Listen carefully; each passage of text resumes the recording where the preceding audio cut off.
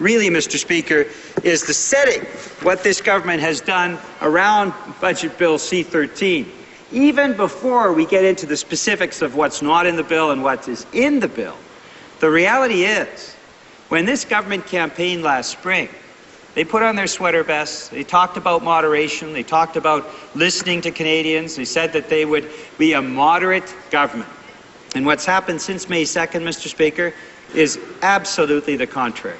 The use of closure in a way that we have never seen in our long democratic tradition in this country, shutting down debate, not only on a wide variety of bills, which could have been served with more debate and more discussion in this House of Commons, but on budget bills as well, Mr. Speaker. A very disturbing development of this government promising something last spring, promising moderation, promising to respect democratic traditions. And, Mr. Speaker, now that we're getting into the crux of the matter, with certainly a vigorous debate and vigorous discussion on behalf of the 102 members of the NDP official opposition, but this government is now resorting to closure every single time. Why are they resorting to closure, Mr. Speaker? Well, they're resorting to closure because they lose these debates.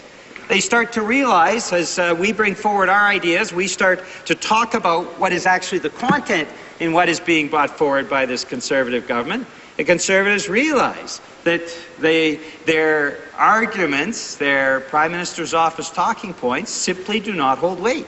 And because of that, when the government has a number of different alternatives, extending sitting hours and allowing for that democratic debate to take place, this government chooses the sledgehammer of shutting down that debate, Mr. Speaker.